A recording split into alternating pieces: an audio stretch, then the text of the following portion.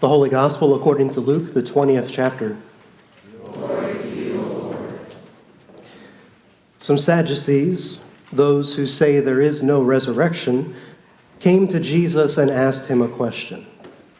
Teacher, Moses wrote for us that if a man's brother dies, leaving a wife but no children, the man shall marry the widow and raise up children for his brother. Now, there were 7 brothers. The first married a woman and died childless. Then the second and the third married her, and so in the same way all 7 died childless. Finally, the woman also died. In the resurrection, therefore, whose wife will the woman be? For the 7 had married her. Jesus said to them, those who belong to this age marry and are given in marriage. But those who are considered worthy of a place in that age and in the resurrection from the dead neither marry nor are given in marriage. Indeed, they cannot die anymore, because they are like angels and are children of God, being children of the resurrection. And the fact that the dead are raised, Moses himself showed in the story about the bush, where he speaks of the Lord as the God of Abraham, the God of Isaac, and the God of Jacob. Now he is God, not of the dead, but of the living. For to him all of them are alive. The Gospel of the Lord. Praise to you, Lord Christ.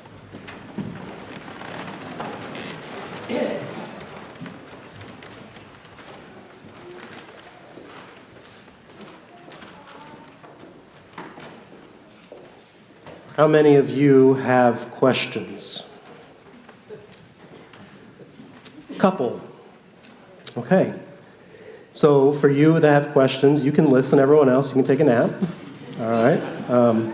I thought more of you might have questions. I guess you all have it figured out. I personally have lots and lots of questions.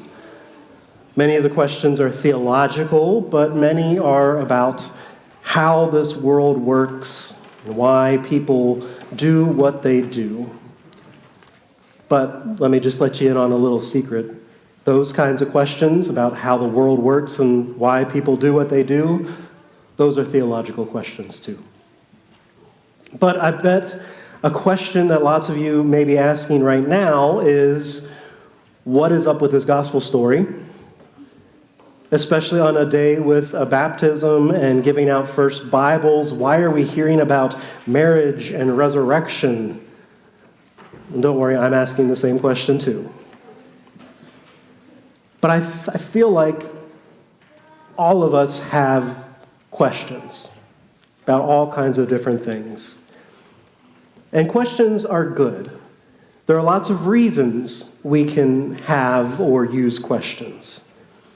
Sometimes questions are good for starting conversations. You know, there are a lot of icebreaker questions for youth groups or for groups of people who may not know each other, and these questions help them, break the ice. There are questions that help people grow deeper together. For example, our family currently has a box that's filled with cards of questions. They sit on our dining room table, and every now and then someone will pull a card out and make everyone else answer. Notice how I said make everyone else answer. This Advent, we're going to have some questions available that anybody can take home with you so that each day of the season you can ask a question and grow deeper into the season. Sometimes questions are meant just for fun or to puzzle one another or to make our heads spin. A couple questions like that I like. Have you thought about, is the opposite of opposite the same or the opposite? Do stairs go up or down? Or, have you ever heard the question, if the sky is the limit, then what is space? Okay, I expect answers at the door at the end. Sometimes questions are meant to keep each other accountable. Like I'm sure many of us have questions for leaders in the government, why things are happening the way they are these days. Sometimes questions are meant to prompt debate. Maybe to have genuine dialogue, but also maybe to try and overpower the other person or just prove them wrong. But then I think we know that sometimes questions are meant to just outright trick the other person and maybe even try to embarrass them in front of others. I bring up all of these kinds of questions because that last kind of question, the kind to trick someone else, that is what the Sadducees were doing when they came to Jesus in today's gospel story. We hear some Sadducees, those who say there is no resurrection, came to Jesus and asked him a question. All right, so that tells us a lot of what's going on already.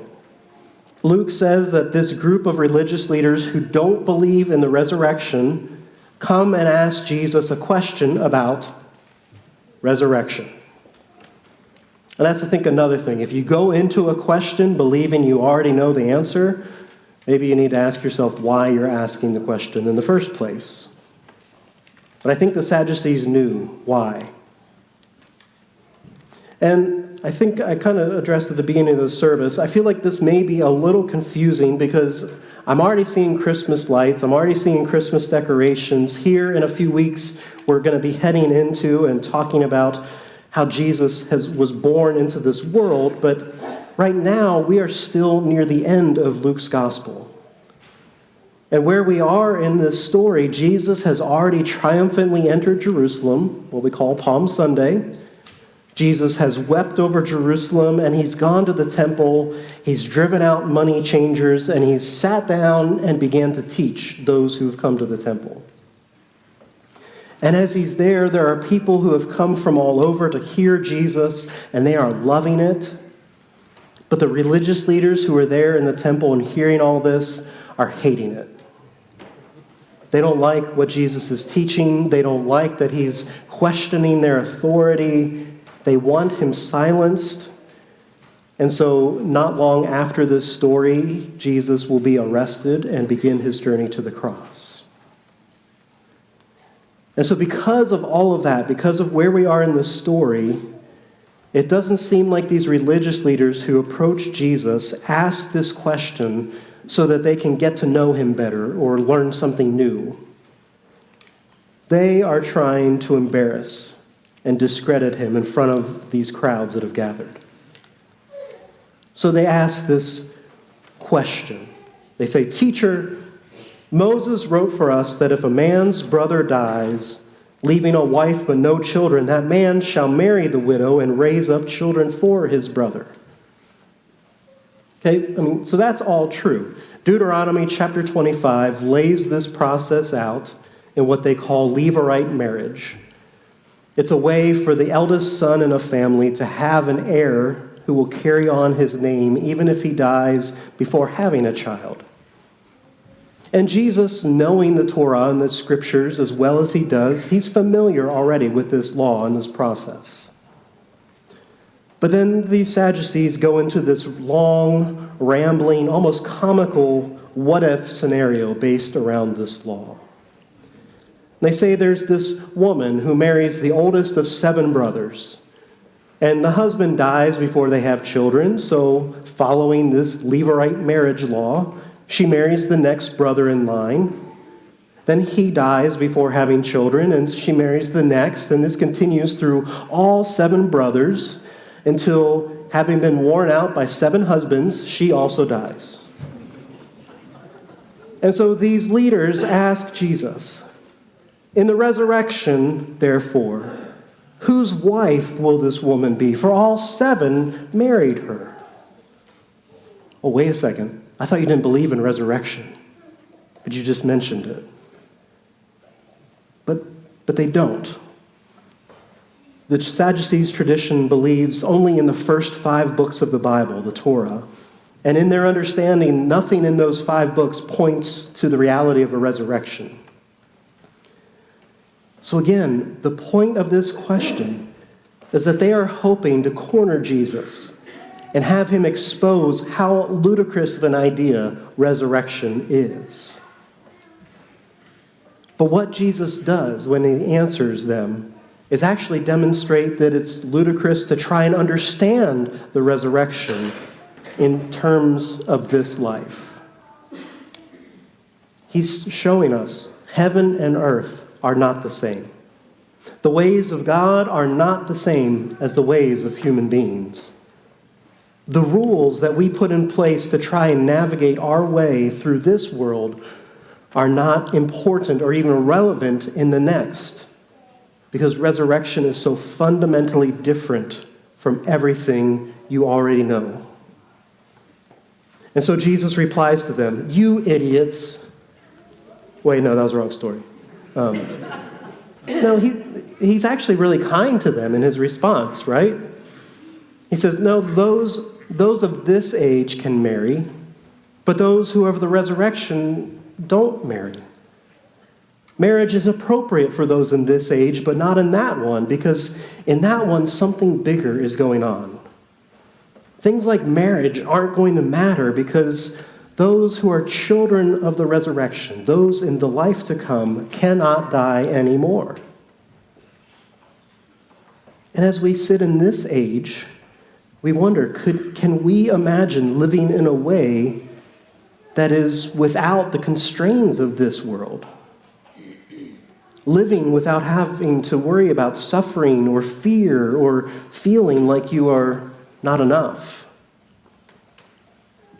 So Jesus' response shows how compelling this idea of resurrection is, because it leaves behind the limits and the assumptions of this world. And I think that's good for us, because I know a lot of us have these kinds of questions too. Questions about what resurrection looks like for us. For those of us who have been widowed and remarried, what might those relationships look like in heaven? Or if an infant dies, will they still be an infant in the age to come? Or if someone is debilitated with dementia or physical limitations in this world, will they be free from those things in the age to come? I've heard those questions. I know those questions. But here Jesus says, things in that age don't work like things in this age. Any limitations in this world are gone in the next. Because, as he says, they are like angels and are children of God, being children of the resurrection. So he answers this question for them, but he's still not done with the religious leaders. Remember how the question they asked was based on the law of Moses. And their uncertainty with resurrection is because it never appears in the Torah. Well, what does Jesus say to them next? Jesus says, and the fact that the dead are raised, Moses himself showed in the story about the bush, where he speaks of the Lord as the God of Abraham and the God of Isaac and the God of Jacob. Now he is not God of the dead, but of the living, for to him all of those ancestors are alive. So again, Jesus didn't yell at them, say, you idiots, you can't read your own Bible? No, he digs deeper into their own scriptures and their understanding of them. He reminds them how God does not speak of Abraham and Isaac and Jacob in the past tense, but rather speaks of being their God in the present tense. We may be thinking, well, maybe that's not necessarily a clear statement affirming resurrection. But for Jesus, it was at least an invitation for those Sadducees to imagine the mysteries of life with God in this age to come, and imagine what it would be like in resurrection. And so for us, we don't need to understand resurrection in practical terms. And that's a good thing, because life is already complex enough. We already have enough questions, and there's not enough language to explain it, and there's too much mystery in it all. What this is about is God's promise of resurrection in the face of death. God's promise of presence throughout our baptized life. And God's promise of life here and now, despite death to come. Thanks be to God. Amen.